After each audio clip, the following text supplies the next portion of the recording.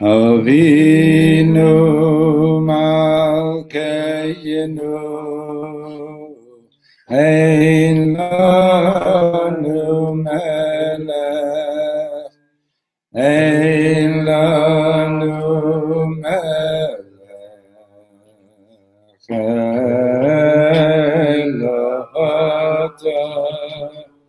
Avinu Malkeinu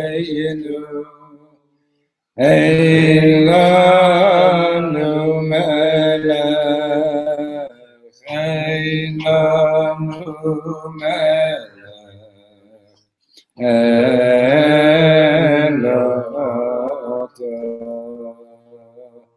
Ayrai rai rai la ay lai ramai lai dai ay lai ay la ram ay la ram di dai dai dai dai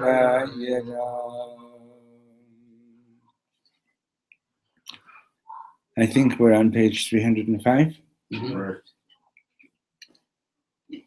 Okay, so the Sikum Yitziat Mitzrayim Hadraga Mechanechet,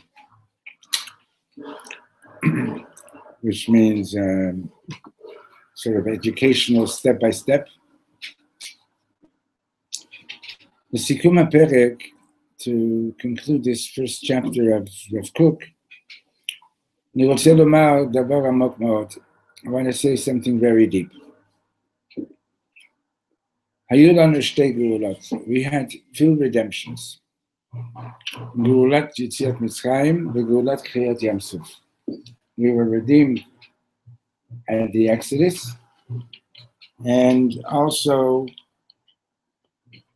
at the splitting of the sea. Geulat Yitziat Mitzrayim hi HATSHUVAH hadragit. The Exodus from Egypt, the liberation from Egypt, is similar to Pnina. It's too noisy. And if it gets too warm, you'll turn on the fan, okay? So Yetziat Mitzrayim is similar to the step-by-step tshuva that we've been learning about. Geulat Kriyat Yamsuf, whereas the splitting of the sea, he HATSHUVAH pitomit, is the large, sudden, amazing tshuva. Geulat Yetziat Mitzrayim nimshecha shana, or shana v'chetzi, or rak shisha chodashim.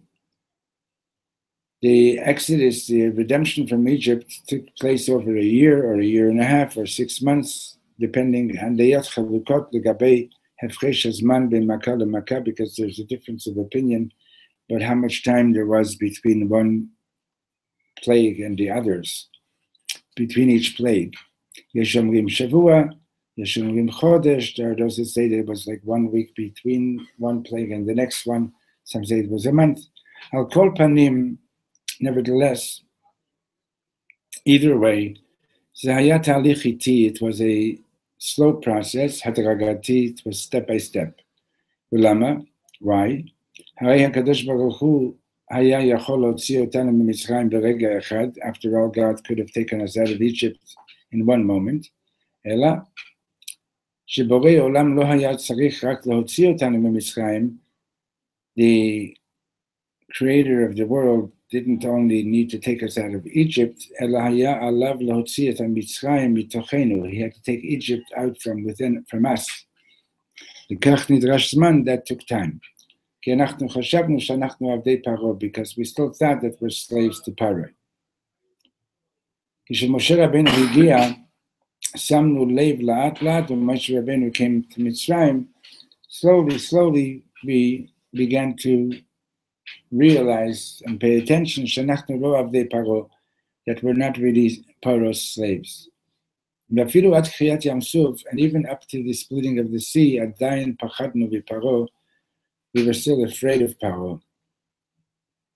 עדיין לא היינו חופשיים לגמרי, we still weren't completely free, right? And that's why in Parshat Beshalach it says, "Vayhi Beshalach Paro et ha'am," and everybody is asking, why does it say when Paro sent us out? Why doesn't it just say when Hashem took us out? Because Paro was still coming along, you know. But Yamsuf Lishtanot Bevat Achat. Yamsuf, the splitting of the sea, was a lesson in changing all at once. Uma kara b'kriyat Yamsuf. What happened at the splitting of the sea? Kayadua, as is known, chutz mimatan Torah, besides Matan Torah, besides the giving of the Torah, kriyat Yamsuf hayta gilui ha'elokut hagadol biyoter. Rabbi Yaina? Yes. I think we need to give Rabbi the key. Can you catch? Thank you. Besides the splitting of the sea, besides Matan Torah, the splitting of the sea was the greatest revelation of godliness in the world.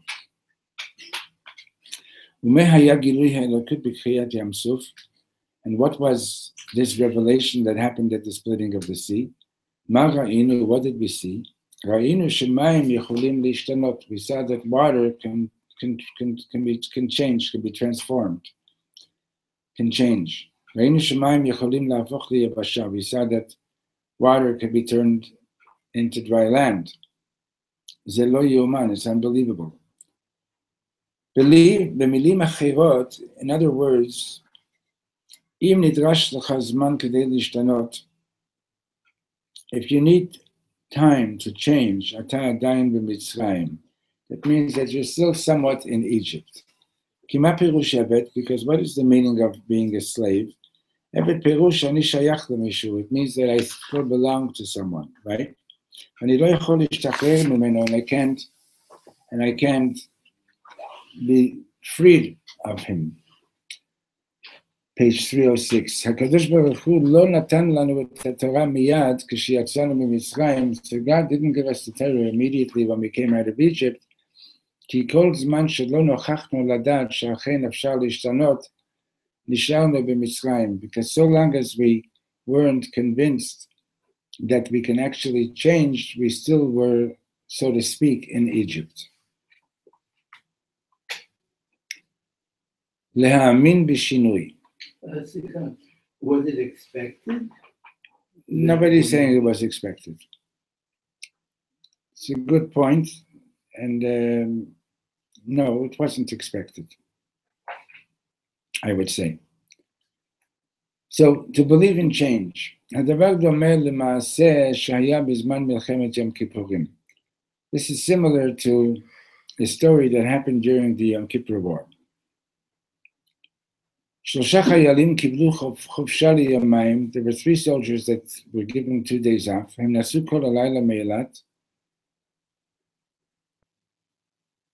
They were traveling all night long from Eilat.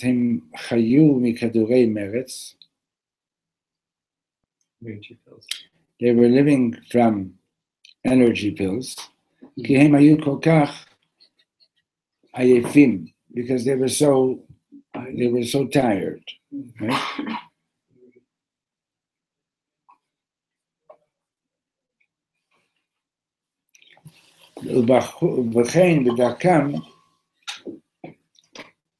And on their way,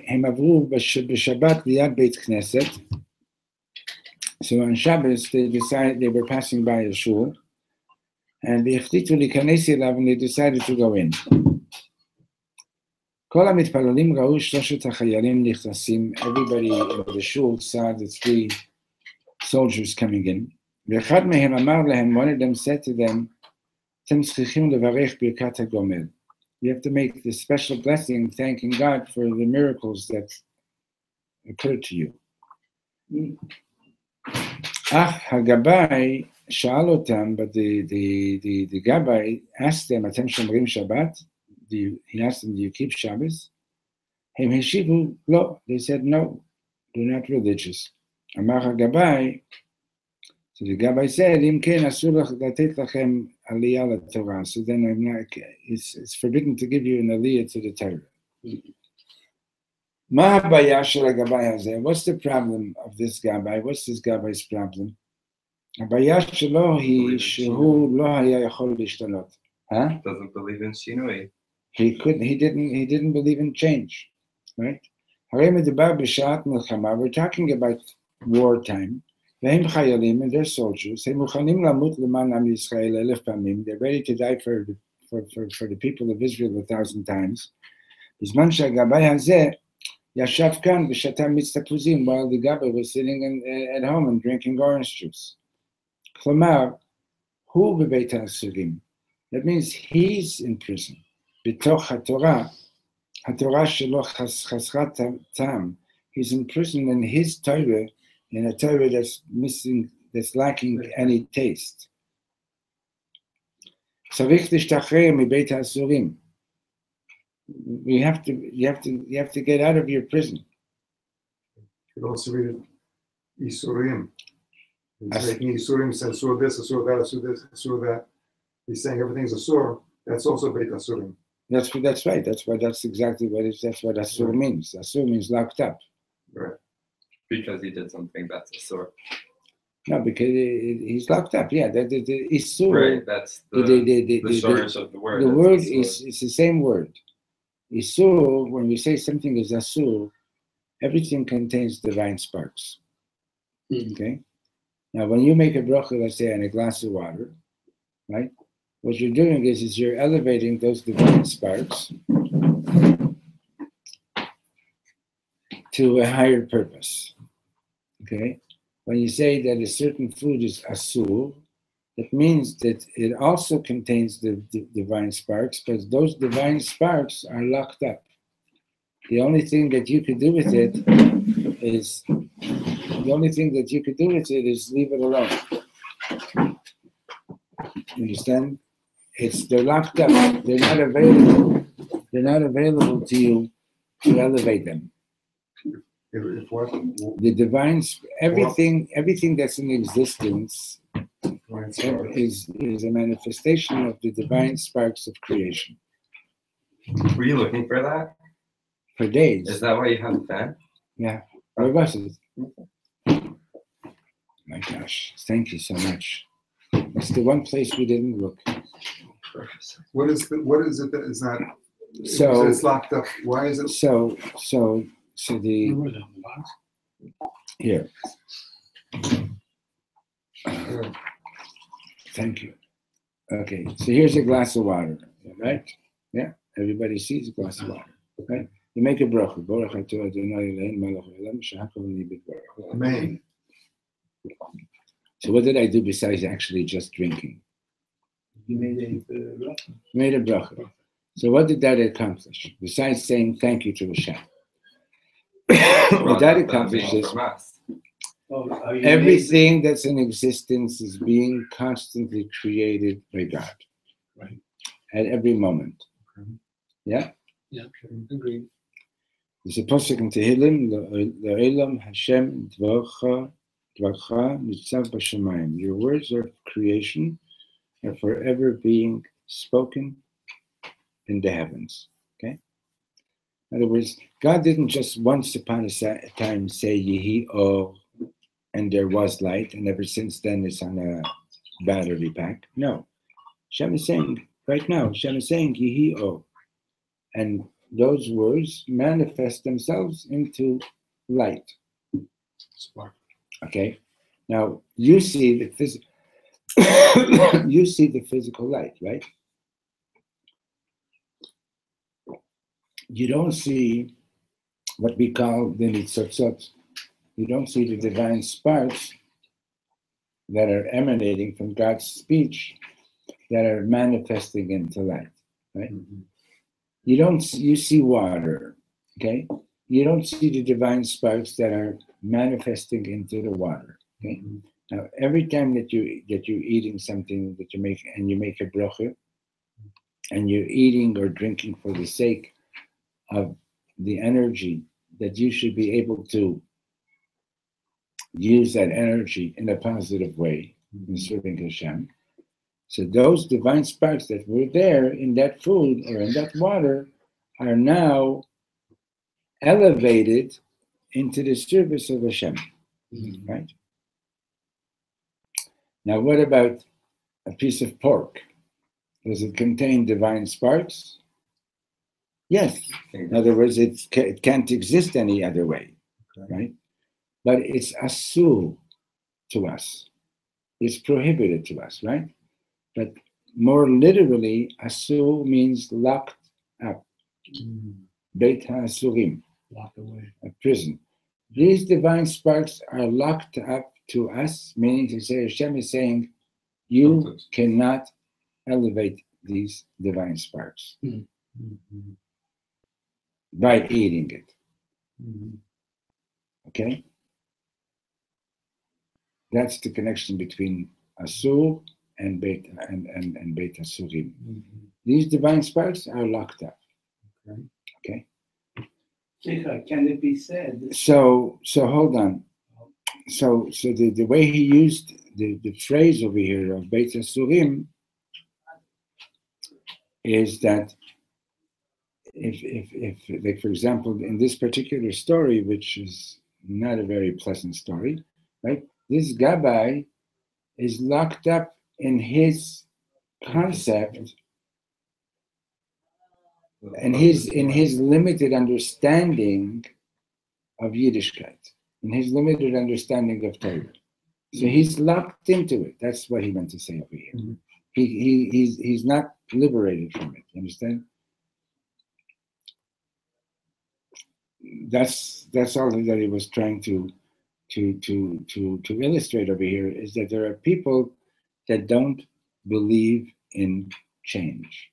I once walked into a Chassidish Beis Medrash in Montreal with a few hippies, and this chassid comes up to me and he says, Bali Tshuva, are they Bali Tshuva? Yes. So I said to him, how do you know that if they're going to be about tshuva, that they have to end up looking like you? Maybe you should look like them. It's a good question. So then he says to me, I would never let my daughter marry about tshuva. I said, why not? So he says, because I don't believe that people can change. So I said to him, that means that if you would have been born not religious, you would never become religious? He says, that's right. That's, you understand, a lot of people, maybe even most people, are of that persuasion. They think that you're born over here, you eat over here, you die over here. You understand that you can't change people, because the truth of the matter is, change is not an easy thing. Okay, everybody knows it's possible, but people believe that even if you change, like, a little bit of time,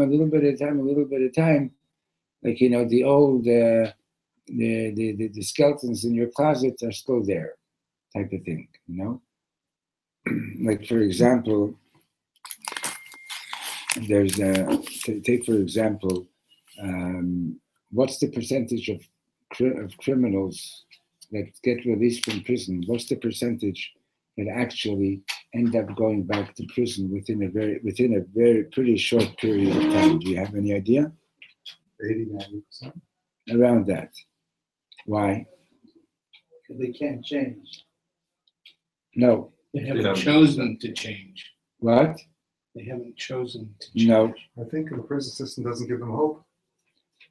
That's also Haven't true. given a chance to change, like opportunity. When they go for a job, Oh, yeah. right, and people see their record, right, people won't hire them because society is telling them you're always going to be this way. You can't change. You can't change, and they end up not having the job.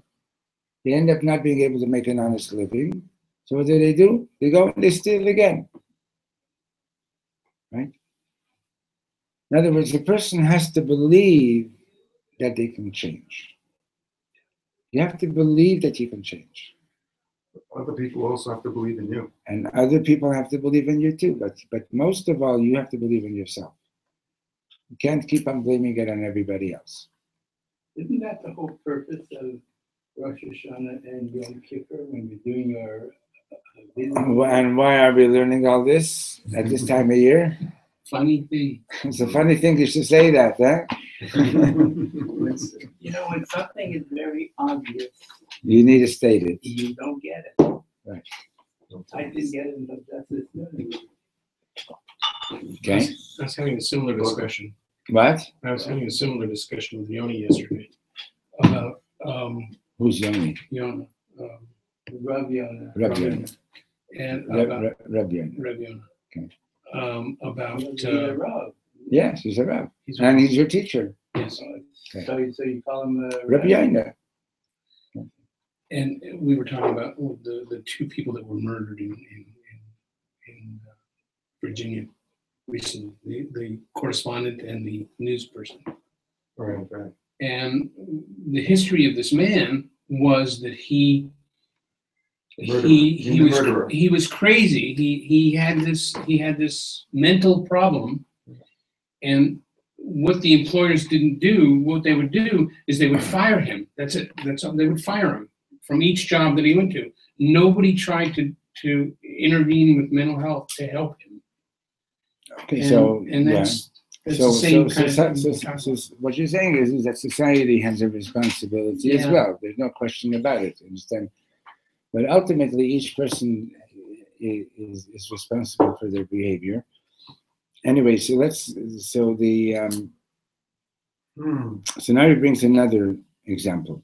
Dugma acheret. We're in the second last paragraph on 306.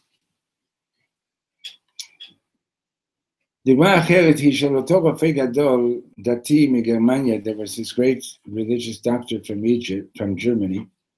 פעם אחת כשהיה באמצע תפילת מוסף בשבת, once on Shabbos he was in the middle of Musaf, נזכר לעזרתו יהודי שאינו שומר שבת, שהיה בסכנת נפשות. There was a Jew that needed his help, he was in danger.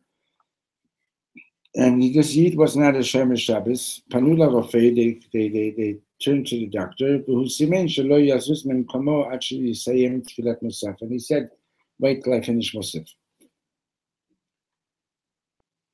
מה הבעיה שלו? What's his problem? יכול להיות שהוא יצא ממצרים. Maybe he came out of Egypt. אבל הוא לא עבר את ים סוף, but he didn't cross the sea. הרי ברור שלכל הלכה יש תנאים. It's obvious that every halacha has conditions. מה בדיוק המצב? What exactly is the situation? במה מדובר? What exactly are we talking about? מתי זה אמור? When do we apply the halacha? וכדומה, etc. Wasn't the doctor right? No, he wasn't right. He was in the middle of talking to God. He wasn't right. No, and what does Hashem say? And what does Hashem say? Pikuach nefesh is doicha Shabbos. Even when you're talking to God. Even when you're talking to God. Absolutely. Not all of us are like Avram Avinu who can tell No. You learned Chumash even by Kriyas Yamsov. Moshe before the sea was split. Moshe Rabbeinu is davening, and Hashem says to him, "Ma titzak elai, just start moving. Don't stop praying. Start walking." מתי היה לעם ישראל טעם של ימות המשיח בפעם הראשונה? When did the people of Israel, page 307, have a taste of the Messianic days? What was the first time that we had a taste of Mashiach? B'kriyat Yam Suf, at the splitting of the sea. Sham ra'inu she'efshar lishtanot. That's when we saw that it's possible to really change. הרי כל עניין המשיח הוא שכל העולם באמת ישתנה. The whole Indian of Mashiach is that the whole world will actually and truly change. Yeh le'olam chadash. It will be like Mamish new. Right? That's the, okay, now it's true that after the splitting of the sea, we ended up being in the desert for another 40 years. In other words, but we got a taste that it's possible to really change.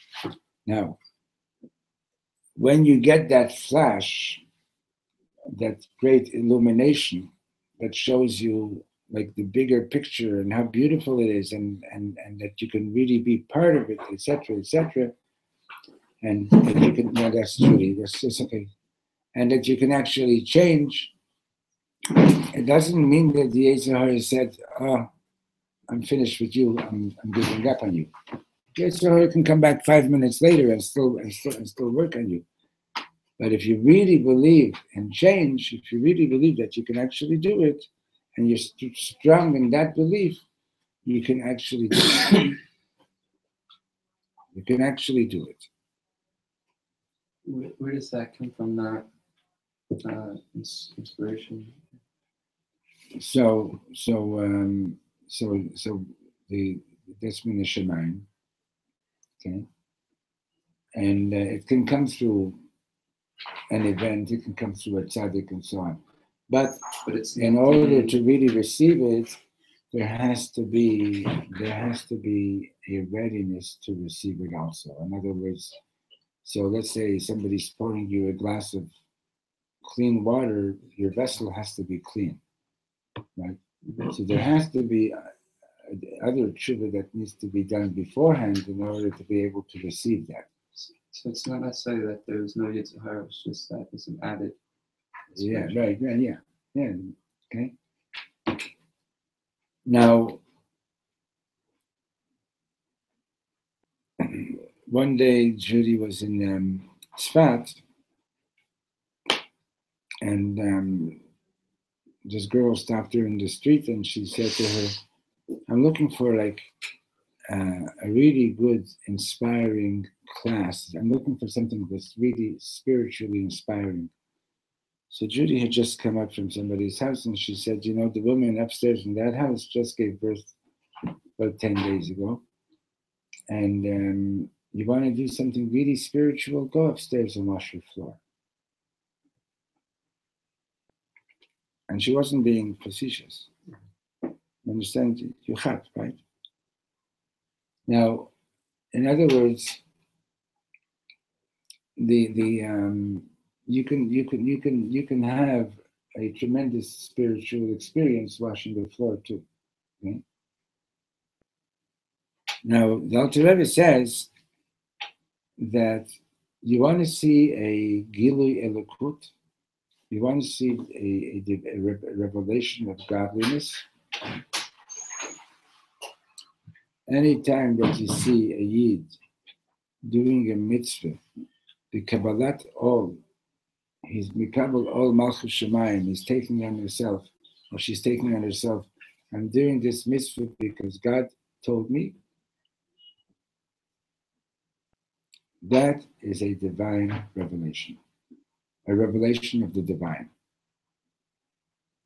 That's the Gilui Elokut. Right? In other words, but you sort of need, page 307. You need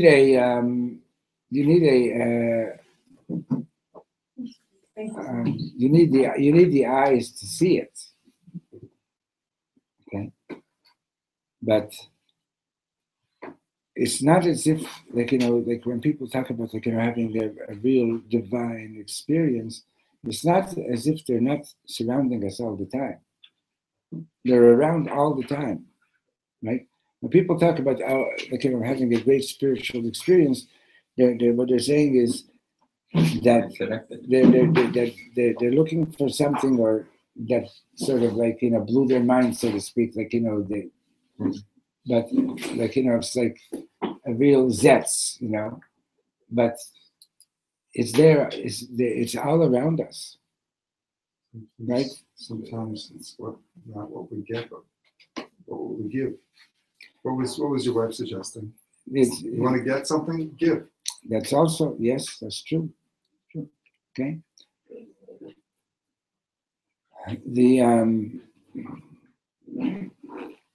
And you also have to daven for it too. Okay. How can one have, when I was younger, I would never ask a question like this. Because you knew it already. When I was 18, I knew it. Right, see, yeah. Listen, someone listens to it. Okay, back to what you told us. How can one have a spiritual experience by watching somebody's floor? Your vessel needs to be open to receive it. You can. You have You're to doing be a open mitzvah. to You're receive doing it. a mitzvah. You're doing a mitzvah. You're doing an awesome mitzvah. You're helping somebody out. By watching the floor. And sometimes washing the floor, sometimes washing the dishes, sometimes carrying somebody's bag, whatever it is. Anytime that you're doing any mitzvah, it's a spiritual experience. If you feel that when you're doing the mitzvah, that you're doing something good for someone else, if you feel you're actually the one that's getting it, not them. No, you don't even have to feel it. But to be aware that I'm just saying just the fact that you're that able to is do a the spiritual mitzvah, experience. you're Whether you feel it, whether you don't surrounded feel it, doesn't matter. What's one mitzvah that we don't make a bracha on? So the other person may. Usually we make a bracha. Giving tzedakah. Giving tzedakah. We don't make a bracha on giving tzedakah. You know why? You know why we don't make a bracha when we give tzedakah? There's no beginning, no end. No. Because the other person may say no. That's one reason. That's true. Another reason, a Hasidic explanation is, a poor man comes along and says to somebody, "Can you give me some tzedakah?" The guy says, "Wow, such a big mitzvah. This is an amazing mitzvah. Can you wait a minute? I got to go to the mikveh. I got to find my gartel, and this and that, and I got to Baruch Ato." And by the time you finish with the bracha, the guy is dead. Yeah. So Hashem says, forget the bracha. I heard a story about that once. Like there was a guy and he was like on his donkey. That's in the Gemara story. Yeah. That's Nachum Ish Gamzu. Yeah. Yeah. I remember that story. Okay. So in other words, that's one mitzvah that we don't make a bracha. You know, there are a couple of others, but basically, in other words, the fact is, you feel it, you don't feel it. You know what the Baal Shem Tov said? The Baal Shem Tov said he was willing to give up all his spiritual gifts to be able to do a mitzvah with the same simplicity that the simplest Yid does a mitzvah. What's the simplicity of a simple Yid doing a mitzvah? Why does he do a mitzvah? Why does he do a mitzvah? Just because he knows Hashem said do this, he's doing it. He doesn't understand the depths of it, he doesn't understand the philosophy of it, he doesn't know the chassidus of it. He just knows one thing. There's a Rebbeinu Shalom. He created me. He wants me to do this. I'm doing it.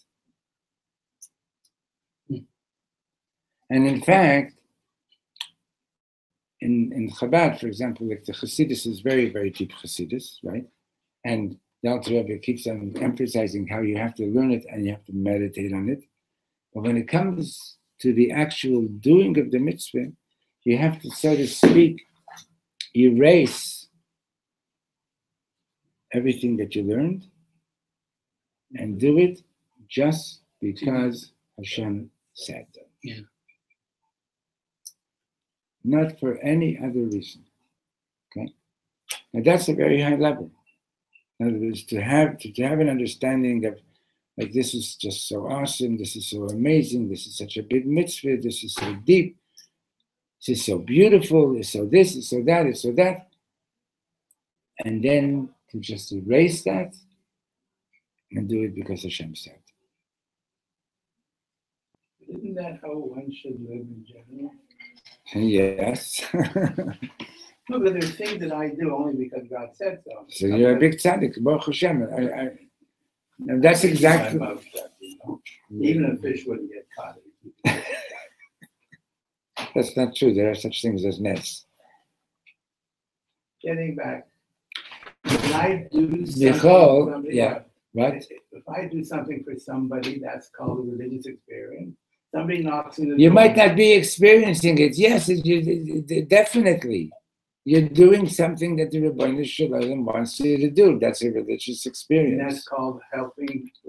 Whatever it is, learning a word of Torah, helping somebody, giving some tzedakah, making a bracha, whatever it is. We got, we have 613 mitzvahs to keep you I busy. open the door for somebody. That's called. If you do it with covet, sure.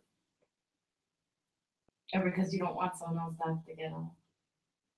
No, but he just wants to open the door for somebody, even if there's somebody else around to get up and open the door, even if it's just like, like even saying good morning to somebody is a religious experience.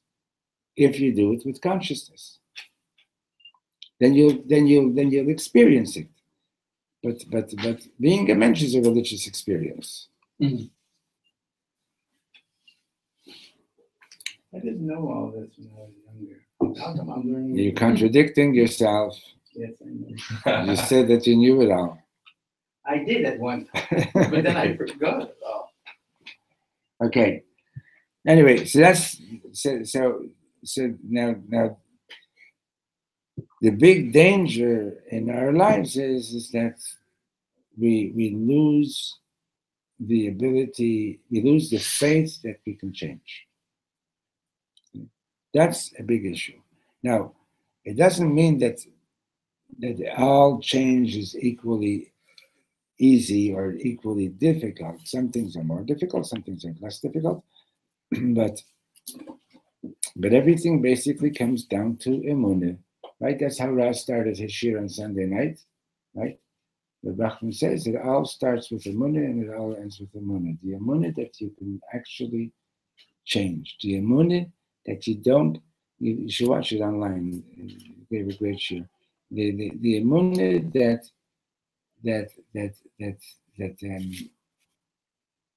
that you're not a prisoner of time, but rather that you can be the master of time. Those are fancier words to get into, but the prisoner of time means that this happened yesterday, and therefore what's happening today is a direct consequence of that. Okay? That's being a prisoner of time. Okay? And to be free of that is that you say, no, I'm not a prisoner of time. Hashem has given me the ability to be the master of time.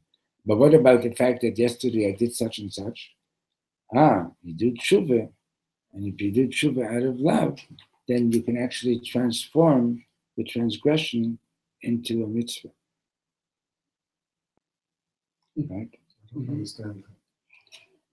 How do you That's- transform Well, I'm just gonna answer you You do very it the same way briefly. the next time, full of love and No. understanding. The tshuva, if it's a tshuva out of fear, in other words, I ate something that I'm not supposed to.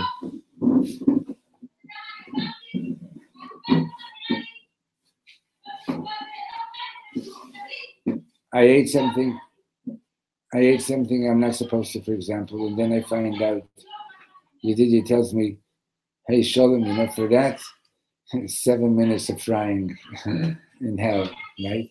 And I don't want to fry, okay? So I do tshuva, right? So that's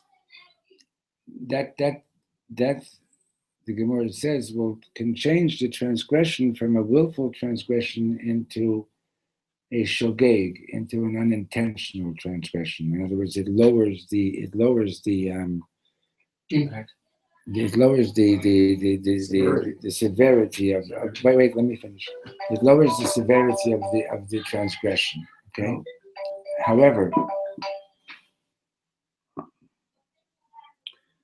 I'm just in the middle of a shir. Please call me back in 20 minutes, okay? How does it lower the severity? Because Hashem made it that way. Because you're doing tshuva. What do you mean how? You want to know technologically how? No, I mean, if I did something and I didn't know it was wrong. And you regret it. And now I find out it was No. wrong. You listen. If you did something that you intentionally did it, okay? and you did an intentional act. Now you find out that that you regret it. Okay. The fact that you regret it sincerely and you're doing tshuva and that you accept upon yourself not to do it again, so it reduces the severity of the transgression. Also, Okay.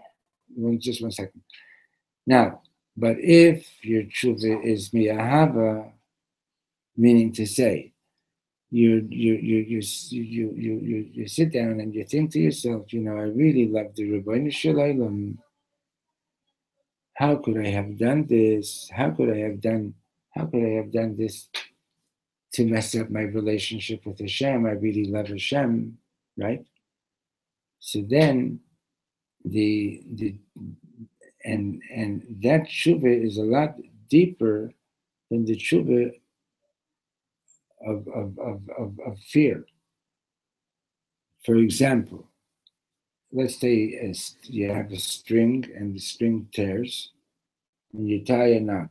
Which is now the strongest part of the string? Where the knot is. Okay? In other words, that place where you caused the tear in your relationship with Hashem, you are now making that into a very strong point of connection. So that place which was a transgression has now become a mitzvah. Okay?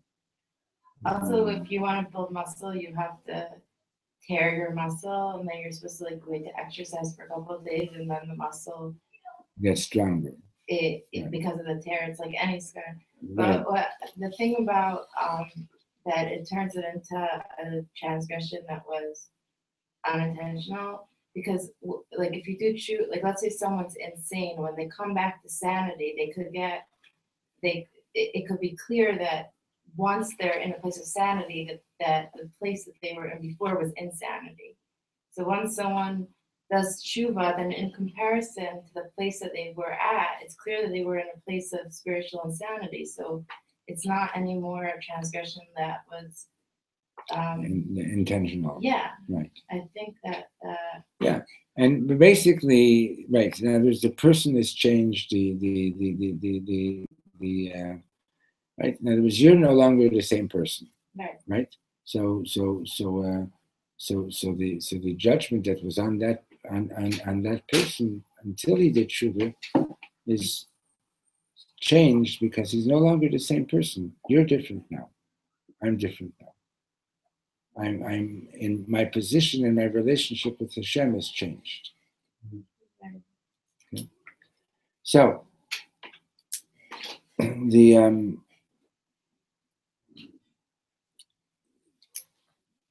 for example, every time that you make a bracha,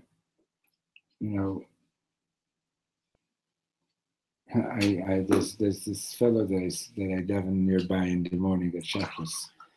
So I like to sort of joke a little bit with him. So he was putting on tefillin. So he makes the bracha. He's a very, very serious, good guy.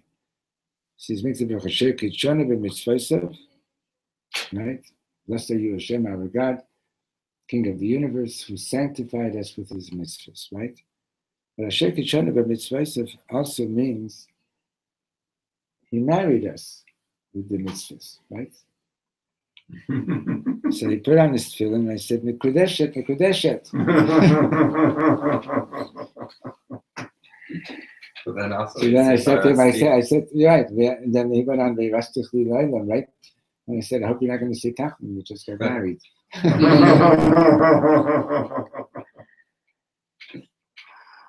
Understand? It's Barur, right? Okay, so when one puts on tefillin, should one think that way? That I am married to God? Yeah. Always we should think that. The entire time we're married to Hashem the entire time. Pesach, I'm in the middle of a shir. I'm finishing in 15 minutes. Okay, bye.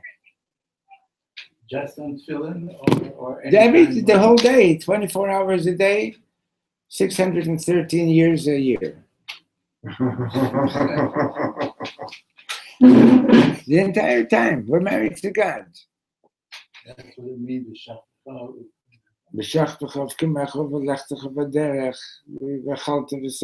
whatever you're doing, it's like somebody gets married. He's going to say, "Oh, I'm only married like 12 hours a day." You say like you still take Kook, right? Yeah. I'm gonna think of God all day. I won't enjoy doing any of everything. Nice way of putting it. That's good. I told you there was a guy that came into the yeshiva once in Montreal. I wasn't there personally, but I heard about it. There was this guy, like a 20-year-old guy, and he was mad at everybody. So they said, "What are you so? Who are you? What are you? What are you so angry at us for?" So he says, I'm not religious. I don't come from a religious background, but I haven't, and I can't enjoy my tray of food. I can't enjoy my non-Jewish girlfriends. And I figured out why, because I went to this school for 1 year when I was in grade 3.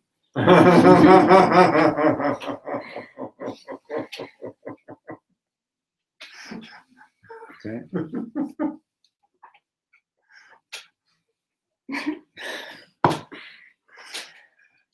That's what my mother would call ridiculous. That's not ridiculous at all. It's not ridiculous. His logic is ridiculous. No, he It's was not? 100% right. His logic was not ridiculous at all. He was 100% right. That year that he was in grade 3, whatever he did there, in that year, he mamish got connected with the Rebbeinu Shalom, and he can't get away from it. What I'm saying, ridiculous is to blame it rather than to be grateful for it. Well, that he didn't reach that stage yet. Yeah. Okay. So,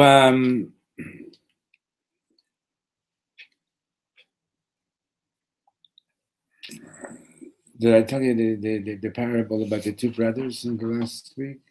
No? In the last week? Yeah. In the last week, literally. But the 2 brothers, no, so then I'll tell you this, because we started out with singing Avinu Malkeinu, right? And our Father, our King. So this is a parable that I heard at Fabrengens. Actually, the first time I heard it was at a Shabbaton in Gan Yisrael. Anyway, so this elderly Jewish farmer back in Russia, he has 2 boys, and they've already got ideas about being city people. They don't want to continue on the farm. So he sells the farm, and he just keeps the house and a barn and 1 or 2 animals. And he gives each of his boys, 200-300 rubles, which was a lot of money, and he sends them off and says, "Go find your fortune in life, You're old enough." And so, Beryl and Shmerel. So they each go off. Beryl has Amish good luck. Everything he touches turns to gold. He buys a little shop. Before long, he gets a bigger one. He invests in this business. He's doing really, really well. And in about 3-4 years, he's a very, very wealthy man. Shmerel, on the other hand, like they say, whatever he touched caught fire and burned. He bought 1 little shop. Nobody comes to buy by him. Anyway, it doesn't take more than 3-4 years. He doesn't have any money left. And they end up living in the same town.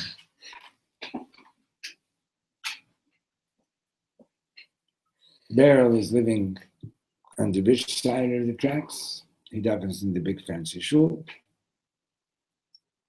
His social circle is all the other well-to-do people. Shmerel is on the other side of the tracks and socially segregated from his brother. And the shul that he davens in is a dilapidated shul that the poor people go to. And like a long time goes by and they didn't even see each other.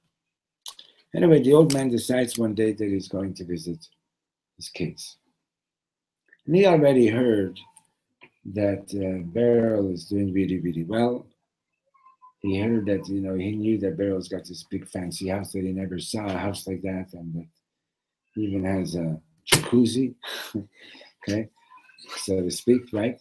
And that if he goes to Beryl's house, he's going to have like a great time. And Shmerel is living in a shack. So he decides that he goes to their town and he goes to Shmerel. Shmerel opens the door. He's very happy to see his father. He feels very embarrassed that all this money is gone. But his father tells him, don't worry about it. I want to be with you. Well, poor Shmerel, all he can offer his father is like a little piece of dry bread and a piece of herring and some hot water. In the meantime, Beryl hears that his father's in town. So he gets into his fancy wagon, his fancy carriage, with his fancy horse, and he rides across to the other side of the town. And for the first time in his life, he sees this whole neighborhood. He can't believe the shacks. It's just incredible, all these shacks. And he finally finds his Shmerel's house, knocks on the door. He hardly recognizes Shmerel because, never the poor people, their diet is such a poor diet and it physically affects them.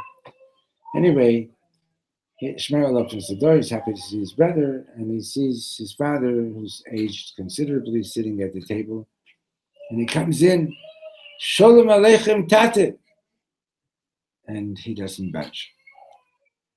He just doesn't budge.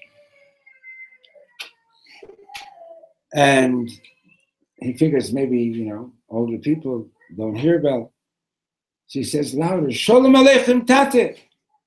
The old man doesn't budge. So he screams again, Shalom Aleichem Tate, why don't you answer me? The old man looks up at him. Tate? Tate? I'm not your father. So he figures, oh my gosh, he's even losing his memory. So he says, you're my father. So he says, I'm sorry. No, I'm not. So he says, you're my father. So he says, what are you talking about? He says, I could prove to you that you're my father. You can prove it? He says, yeah. This man, Shmerel, he's your son? He says, yes.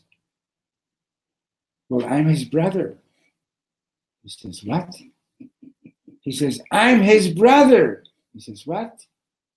He says, I'm his brother, so you're my father. The old man says, as the brother is a brother, is the tata a tata. If the brother is a brother, then the father is a father. But if the brother isn't a brother, then the father isn't a father. In other words, we're saying, Avinu Malkeinu, Tate, help us, we want a good year, right? And the Rebbeinu Shalom saying, so, do you know who your brothers are? Do you know who your sisters are? Right? So now, to tie it back to what we're learning, not just to what we sang.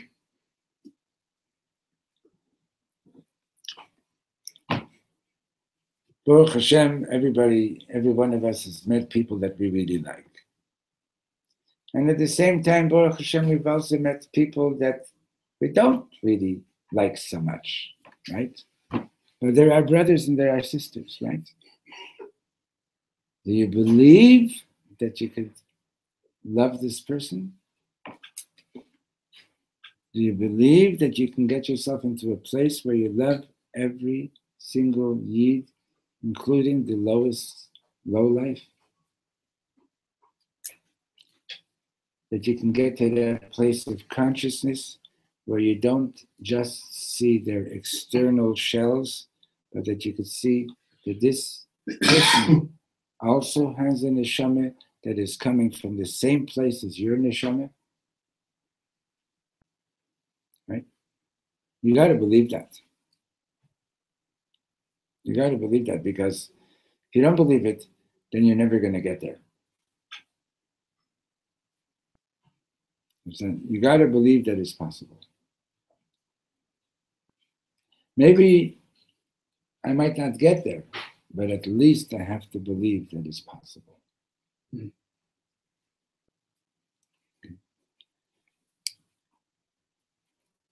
Okay, so we should all be blessed with a really good year. Tomorrow, we won't be able to have this class because we have a meeting and I don't have anybody to replace me because the people who already replaced me are going to be at the meeting as well. So what you could do is you can, since you've already committed yourself to learning at this time of day, sit down and, do something really good. Go do a mitzvah, go put into practice something that we've learned, meditate on something that we've learned, write some beautiful poetry or prose or whatever. You writing anything lately? Write something. I want to put it up on the Parsha. Thank you. Okay? We could eat ice cream. You could do that. Is there a class in 2 days? On Thursday, Mr. Hashem, yeah.